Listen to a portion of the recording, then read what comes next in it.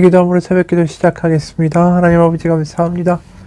아버지 앞에 나아가서 말씀을 듣는데 이 말씀이 우리 가운데 정말 우리의 심령을 떨리게 하고 깨달음 있게 하고 하나님의 말씀으로 느껴지며 오늘 하루를 다르게 바라볼 수 있는 하나님의 능력의 말씀이 되게 하여 주옵소서. 예수님의 이름 받들어 기도합니다. 아멘. 오늘 말씀 예레미야 37장 11절에서 21절까지의 말씀입니다. 예레미야 37장 11절에서 21절까지의 말씀입니다.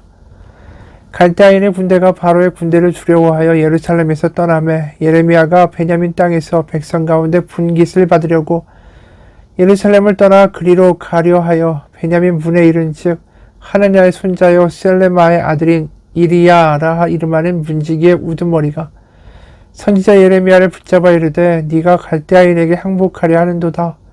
예레미야가 이르되 거짓이다. 나는 갈대아인에게 항복하려 하지 아니하노라. 이리야가 듣지 아니하고 예레미야를 잡아 고관들에게로 끌어가매 고관들이 두려워하여 예레미야를 때려서 서기관 요나단의 집에 가두었으니 이는 그들이 이 집을 옥으로 삼았음이더라. 예레미야가 뚜껑 씌운 웅덩이에 들어간 지 여러 날 만에 시드기야 왕이 사람을 보내어 그를 이끌어내고 왕궁에서 그에게 비밀이 물어 이르되 여호와께로부터 받은 말씀이 있느냐? 예레미야가 대답하되 있나이다. 또 이르되 왕이 바벨론의 왕의 손에 넘겨지리이다. 예레미야가 다시 시드기야 왕에게 이르되 내가 왕에게나 왕의 신하에게나 이 백성에게 무슨 죄를 범하였기에 나를 옥에 가두었나이까? 바벨론의 왕이 와서 왕과 이 땅을 치지 아니하리라고 예언한 왕의 선지자들이 이제 어디 있나이까? 내 주 왕이여 이제 청하건대 내게 들으시며 나의 탄원을 받으사 나를 서기관 요나단의 집으로 돌려보내지 마옵소서. 내가 거기에서 죽을까 두려워하나이다. 이에 시드기야 왕이 명령하여 예레미야를 감옥들에 두고 떡 만드는 자의 거리에서 매일 떡 한 개씩 그에게 주게 하며 성중에 떡이 떨어질 때까지 이르니라. 예레미야가 감옥들에 머무르니라. 아멘. 바벨론의 군대가 이 철수를 하죠. 바로 애굽의 군대가 올라오기 시작하니까 예루살렘에서 떠나갑니다. 그럴 때 예레미야가 마침 이 예루살렘 성을 떠나게 되죠. 왜냐하면 32장에서 예레미야가 하나님이 시키셔서 아나도 땅을 매매합니다. 하나님이 왜 일을 시키셨냐 하면은 이제 곧 멸망할 남유다에서 땅을 돈을 주고 산다. 이거 굉장히 어리석은 짓이죠. 하지만 그 땅을 매매함으로써 하나님은 그 땅 가운데 다시 남유다 백성이 돌아올 것이다 라는 것을 예레미야의 상징 행동을 통해서 보여주고 계시다 라는 것입니다. 그래서 오늘 본문에서 예레미야는 그 땅을 향해 예루살렘 성을 이제 벗어나고 있는 거죠. 그런데 이제 성의 문지기는 이 모습을 보면서 예레미야가 바벨론 군대하고 같이 이 도주하려는 것으로 보게 됩니다. 13절에서 네가 갈대아인에게 항복하려 하는도다. 왜냐하면 예레미야가 여러 차례 남유다가 바벨론에 의하여 패망할 것이다 라고 예언을 한 것을 사람들이 다 알고 있죠. 그러니까 당연히 예레미야는 바벨론의 동조자다 이렇게 생각한 겁니다. 그러니까 바벨론이 지금 철수하고 있으니까 예레미야도 거기에 묻어 도망가려고 하는 것이다. 그래서 예레미야는 결국 옥에 갇히죠. 14절 예레미야가 이르되 거짓이다. 나는 갈대아인에게 항복하려 하지 아니하노라. 이리야가 듣지 아니하고 예레미야를 잡아 고관들에게로 끌어가매 구관들이 노여워하여 예레미야를 때려서 서기관 요나단의 집에 가두었으니 이는 그들이 이 집을 옥으로 삼았음이더라. 그렇게 옥에 갇힌 지 시간이 꽤 흐르죠. 시드기야가 이번에도 다시 등장합니다. 17절에 시드기야 왕이 사람을 보내어 그를 이끌어내고 왕궁에서 그에게 비밀이 물어 이르되 여호와께로부터 받은 말씀이 있느냐? 예레미야가 대답하되 있나이다. 또 이르되 왕이 바벨론의 왕의 손에 넘겨지리이다. 시드기야가 전에는 제사장과 관리를 보내서 하나님께 나를 위하여 우리를 위하여 이 나라를 위하여 기도하라라고 공개적으로 요청을 했었죠.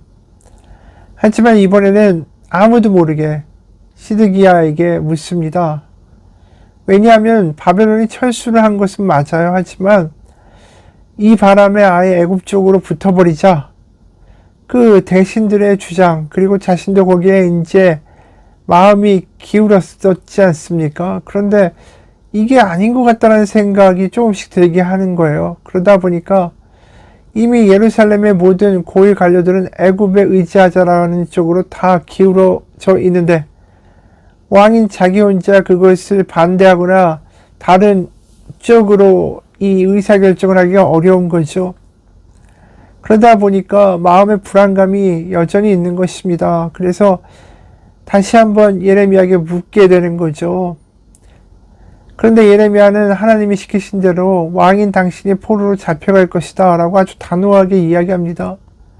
그런데 그런 얘기를 한 예레미야가 그 다음에는 자신의 목숨을 살려달라고 또 이 시드기야에게 이야기하는 어떻게 보면 의외의 장면이 이어집니다. 18, 19절 예레미야가 다시 시드기야 왕에게 이르되 내가 왕에게나 왕의 신하에게나 이 백성에게 무슨 죄를 범하였기에 나를 옥에 가두었나이까? 바벨론 왕이 와서 왕과 이 땅을 치지 아니하리라고 예언한 왕의 선지자들이 이제 어디 있나이까? 한마디로 자신 하나님의 말씀을 전하는 것뿐입니다. 나도 연약한 인간일 뿐입니다. 당신에게 좋은 말만 해주던 선지자들은 어디 갔습니까? 이제 나를 찾지 마시고 나도 하나님이 시켜서 하는 말이니 나의 말씀을 듣고 나를 보호해달라고 이야기하죠. 그게 20, 21절이에요. 내 주 왕이여 이제 청하건대 내게 들으시며 나의 탄원을 받으사 나를 서기관 요나단의 집으로 돌려보내지 마옵소서. 내가 거기에서 죽을까 두려워하나이다. 이에 시드기야 왕이 명령하여 예레미야를 감옥들에 두고 떡 만드는 자의 거리에서 매일 떡 한 개씩 그에게 주게 하며 성중에 떡이 떨어질 때까지 이르니라. 예레미야가 감옥들에 머무니라. 예레미야의 인생이 참 기구하죠. 하나님의 말씀을 그대로 선포했을 뿐이지만 그로 인해서 자신의 인생에는 너무나도 많은 굴곡이 있게 됩니다. 그리고 예언자인 예레미야 역시 겁나고 두렵고 흔들리는 하나의 인간일 뿐이다 라는 것을 오늘 본문에서 보게 되죠.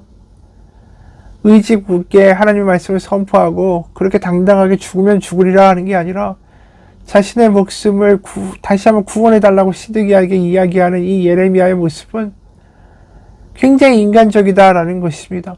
성경의 인물들이 다 의지가 굳고 믿음이 완벽하고 겁도 없고 그 두려움도 없는 뭔가 이렇게 완벽하고 뭐 하나 부족하지 않은 인간의 모습들은 전혀 아니다라는 거죠. 다 흠이 있고 다 연약한 인간의 모습을 그대로 보여주고 있어요. 대표적인 게 다윗이죠. 그가 골리앗을 대적할 때 얼마나 대단한 믿음의 소유자처럼 보이는지 모릅니다. 하지만 나중에 왕이 되면 결국 밧세바를 범하게 되고 그 남편 우리아를 살해하는 끔찍한 모습으로 변모된다라는 거죠. 지극히 인간적인 모습으로 다윗이 묘사되고 있는 겁니다. 아브라함도 마찬가지죠. 하나님이 그를 가나안으로 보내시고 복을 주겠다라고 말씀하시지만 정말 후손이 많을 거다, 큰 민족을 이룰 거라고 말씀하시지만 아브라함도 하나님의 약속을 믿지 못합니다. 그러다 보니까 자신의 집의 청직인 엘리에셀을 내가 후계자로 세우겠습니다. 또 그것도 안 되니까 하갈이라는 여종을 통해서 이스마엘을 아들 얻게 되는 그러한 일들을 하게 되지 않습니까? 심지가 굳고 믿음이 흔들거리지 않고 뭔가 누가 보기에도 완벽한 의인을 하나님이 택하신다라는 게 아니라는 거예요. 야곱은 말할 것도 없죠. 속임수도 잘 쓰고 거짓말도 하는 작자였습니다. 심지어 우리가 창세기 수협에서 보고 있는 노아도 마찬가지예요. 창세기 6장 9절에 보면 이렇게 말합니다. 이것이 노아의 족본이라. 노아는 의인이요 당대의 완전한 자라. 그는 하나님과 동행하였으며. 하나님과 동행했고 당대의 완전한 자고 의인이고, 이렇게 근사한 묘사를 들었던 노아도 인간적인 모습을 나중에 보여주죠. 홍수가 끝나고 창세기 9장 20절에서 23절을 보면 이런 말씀이 나오죠. 노아가 농사를 시작하여 포도나무를 심었더니 포도주를 마시고 취하여 그 장막 아래서 벌거벗은지라.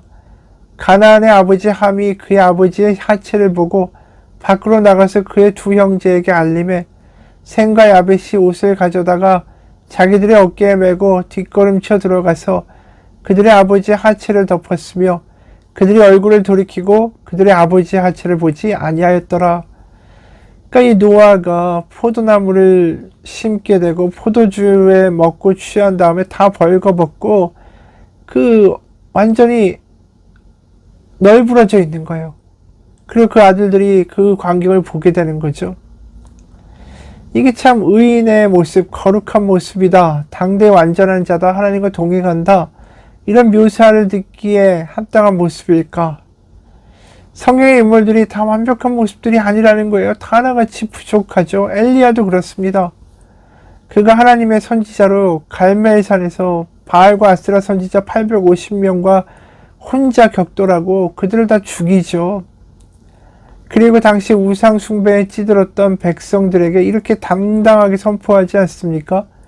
열왕기상 18장에 보면 엘리야가 모든 백성에 가까이 나아가 이르되 너희가 어느 때까지 둘 사이에서 머뭇하려느냐? 여호와가 만일 하나님이면 그를 따르고 바알이 만일 하나님이면 그를 따를지니라 하니 백성이 말 한마디도 대답하지 아니하는지라. 한마디로 백성들 앞에 나아가서 하나님을 믿으려면 제대로 믿으라고 떵떵 큰 소리를 쳤던 게 바로 엘리야였어요. 그리고 우상 숭배 선지자들을 다 죽이죠. 그런데 그런 엘리야가 19장에서 너무나도 반대의 모습으로 등장한다라는 것입니다. 3절과 4절이에요. 19장 열왕기상 19장 3절 4절. 엘리야는 두려워서 급히 일어나 목숨을 살리려고 도망하여 유다의 부엘세바로 갔다. 그곳에 자기 시종을 남겨두고 자신은 홀로 광야로 들어가서 하룻길을 더 걸어 어떤 로뎀 나무 아래로 가서 거기에 앉아서 죽기를 간청하며 기도하였다. 주님, 이제는 더 바랄 것이 없습니다. 나의 목숨을 거두어 주십시오. 나는 내 조상보다 조금도 나을 것이 없습니다. 그렇게 당당했던 엘리야가 두려워서 목숨을 살리려고 도망갔다라고 이야기해요. 그리고 하나님한테 이제 목숨을 거두어 달라라고, 나 두렵다고 이렇게 기도하고 있다라는 거죠. 이게 예언자들의 본 모습이에요. 어떤 측면에서 봐도 이 사람들이 우리와 다른 차원의 고결한 사람으로만 보이지는 않는다라는 것입니다. 다 연약하고 부족한 사람들이죠. 그런데도 하나님은 그들을 쓰셨습니다. 그들이 완벽해서 쓰시는 게 아니에요. 그런 부족한 이들을 하나님이 사용하실 때에 우리는 하나님의 은혜가 얼마나 큰지, 지혜글과 같은 사람들을 들어 쓰신 하나님의 은혜가 얼마나 큰 것인지, 그리고 그들이 행하는 모든 능력들이 그들 자체에서 나온 것이 아니라 하나님께로부터 나왔다라고 밖에 말할 수 없을 정도로 그들은 연약했다라는 것을 보게 되는 거죠. 이영규 선교사란 분이 내려놓음이라는 책을 쓴 다음에 이런 경험담을 기록합니다. 비자 문제로 한국에 머무는 동안에 아버지께서 걱정하시는 투로 영겁 후 가족의 문제와 사역의 현황에 대해서 물으셔서 나는 짜증을 냈다. 그러자 아버지께서 말씀하셨다. 난 네가 내려놓았다고 하는데 도대체 뭘 내려놓은 건지 모르겠다. 나는 아차 싶었다. 내 아킬레스건이 건드려졌다. 너는 책에 쓰고 설교하는 대로 가장 가까운 가족에게 하고 있느냐라는 질문이었다. 나를 방어하고 싶었지만 변명이 되지 않았다. 나의 짜증스러운 반응이 실은 내 안에 남아있는 어떤 문제 때문임을 깨달았다. 나는 새로운 영역에서 내려놓음의 연습이 필요함을 느꼈다. 어쩌면 처음부터 다시 해야 한다라고 느꼈는지도 모른다. 이미 내려놓음에 대한 책을 써서 잘 알려진 저자가 내려놓는 삶의 기초에 정말로 충실히 살고 있는지 다시 점검해야 했다. 책을 쓰고 이름이 알려지던 시기에 내적으로 사실은 매우 혼란스러웠다. 내가 내려놓았다라고 생각한 문제를 다시 들고 있었고 내 안에는 여전히 해결되지 않은 문제들이 있음을 느꼈지만 책 때문에 남들은 나를 높은 단계의 신앙인의 표본으로 오해하고 있다는 생각이 들었다. 나는 새로운 영역에서 내려놓음의 연습이 필요하다는 걸 절감했다. 한 번은 가족과 인천공항에 도착했을 때 아내와 의견이 충돌해서 불편한 마음으로 같이 걸어가고 있었다. 그때 누군가가 나를 알아보고는 반갑게 인사하면서 사진을 같이 찍자고 했다. 나는 급히 웃는 얼굴로 사진을 찍고 인사하고 헤어졌다. 그때 나는 내 자신이 마치 껍데기에 쌓여 있다라고 느꼈다. 이후에 기도하면서 하나님 앞에 나아갔을 때 이런 생각이 마음에 차올랐다. 네가 다 내려놓은 자이기에 사람이기에 그 책을 쓴 게 아니란다. 너는 그저 내려놓고자 씨름하면서 그 방향으로 가는 과정을 담은 책을 쓴 것 아니니? 바로 나 주는 온전히 완전하게 완성된 자만을 사용하는 게 아니란다. 나는 인도네시아에서 1년의 어려움을 통과하면서 또다시 내 약함을 보았다. 그러나 그것이 나를 낙담에 빠져 있게 할 수는 없었다. 우리는 약한 가운데 있을 때 비로소 은혜라는 단어의 깊이를 자각하게 된다. 삶의 어려움이 찾아올 때 우리는 당황하며 많은 질문을 던진다. 하나님께서 나를 돌보실까? 왜 이런 어려움이 찾아올까? 내가 무슨 잘못을 한 걸까? 어디서부터 잘못된 것일까? 이 과정을 거치며 하나님의 마음과 만나면 그 고통 가운데라도 그분의 은혜가 머물고 있음을 깨닫게 된다. 고통이 하나님의 무관심 때문에 일어난 게 아니고 또 하나님께서 우리를 벌주거나 힘들게 하시려는 게 아니라는 걸 확인하게 된다. 우리가 무언가를 얻지 못하고 어려움을 당한다고 해도 불행해지는 건 아니다. 오히려 고통이 자아를 낮추고 비워주며 하나님과의 관계를 더 새롭게 하는 도구가 된다. 하나님의 인도하신 가운데 가나안으로 떠났던 아브라함이 만났던 기근이 내가 인도네시아에서 경험한 어려움이었다. 하나님께서는 그가 뭔가를 이루기보다는 먼저 기근을 통해서 자신의 연약함을 깨닫게 하시고 하나님을 더 배우고 신뢰하는 것을 가르치기를 원하셨다.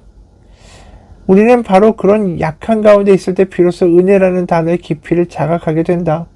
하나님께서 내게 원하시는 것도 사역의 확장이 아니라 그런 하나님의 마음을 더 깨달아 아는 과정이었다. 내 계획이나 내가 이루고 싶은 것을 확인하고 다시 그분께 내어드리며 내 안에서 높아져 있던 것을 그분이 다루시고 다시 만지시는 과정이었다. 이를 통해 내가 이룰 일, 앞으로의 내 모습을 향한 헌신이 아니라 내가 만든 비전을 향해 달려가는 게 아니라 하나님께서 이루실 일을 따라가는 순종이 이루어진다. 자신의 야망과 열정이 죽고 하나님의 소명이 다시 정립된다. 내가 무언가를 이루겠다는 생각이 죽고 하나님께서 그분의 방식대로 영광을 드러내실 수 있도록 우리가 도구의 자리로 내려가기 때문이다. 이것 자체가 말할 수 없는 기적이다. 그래서 우리의 사역의 성패는 얼마나 이루었나가 아니라 얼마나 내어드렸나에 달려있다. 아브라함이 가나안 땅에서 사는 동안 얻은 건 무엇일까? 그가 죽을 때까지 그에게 주신 하나님의 약속은 이루어지지 않았다. 그것은 후대에 이루어질 약속이었다. 그러면 아브라함이 생전에 누린 복은 무엇이었을까? 그것은 그가 약속의 땅에서 하나님을 누리며 오직 그분의 은혜와 사랑으로 사는 법을 배운 것이다. 아브라함은 언약으로 주어진 외아들을 하나님께 내어드리는 선택을 하기까지 신앙이 성장했다. 바로 인생의 후반부에서 그는 믿음으로 하나님과 관계를 맺고 그분의 은혜 가운데 살아가는 법을 배운 것이다. 이 내려놓음을 지은 저자가 사람들은 얼마나 내려놓음을 한 그 저자를 믿고 아주 대단한 믿음의 사람으로 본 거 아닙니까? 하지만 자신이 얼마나 연약한 자인가를 점점 깨닫게 됐다라는 거예요. 이 예레미야도 똑같은 거죠. 그가 담대하게 선포할 때에 하나님의 대단한 사역자라고 생각했지만 그 역시 연약한 사람이었습니다. 하나님의 연약한 사람을 들어 쓰십니다. 그리고 우리의 연약함을 고백할 때에 그때서 하나님은 우리를 통하여 하나님의 일을 이루어 가시는 거죠. 내가 강하면 강할수록 하나님이 아니라 내가 일하기 때문입니다. 우리가 약하면 약할수록 하나님이 일하셔야만 한다라는 고백이 우리 가운데 있을 수밖에 없고, 그래서 이분이 이야기를 하죠. 이용기 선교사님도 사역의 성패는 우리가 얼마나 이루어냈나가 아니라 얼마나 우리의 마음을 내어드렸냐에 달려있다라는 것이죠. 여러분, 우리가 연약할 때 하나님의 은혜가 더 커지시고 하나님이 우리 가운데 일하실 수 있는 더 큰 역사들이 일어날 수 있습니다. 오늘 예레미야도 그가 한 것은 뭡니까? 하나님 가운데 자신을 내어드린 거고, 그리고 여전히 부족한 인간으로서 살아가지만 하나님 앞에 자신을 내어드리며 하나님께 나아갈 때에 하나님은 그를 통하여 이 남유다를 향한 하나님의 뜻을 이루어 가시는 것을 보게 됩니다. 우리가 완벽히 하나님 쓰시는 게 아니에요. 오히려 하나님이 말씀하시는 완벽함은 우리의 연약함을 인정하고 하나님의 은혜를 늘 구할 수 있는 삶이 되는 것입니다. 같이 기도하겠습니다. 하나님, 우리가 하나님 앞에 나아가며 우리가 내려놓고 하나님을 신뢰하고 내 연약한 가운데 좌절하는 게 아니라 오히려 하나님밖에 없다라는 온전한 고백을 만들어내기를 원합니다. 그럴 때 하나님의 은혜를 경험하며 하나님 우리를 만지시고 고치시고 하나님의 뜻을 이루어 가시는 것들을 목격하며 경험할 수 있는 기적의 자리에 서기 원합니다. 하나님, 매일매일 하나님 앞에 나의 마음을 내어드릴 때에 하나님이 그 마음을 소중하게 받으시며 그곳에 채우시고 역사하신 하나님의 삶을 우리 가운데 경험케 하여 주옵소서. 살아계신 우리 주 예수 그리스도의 이름 받들어 기도합니다. 아멘.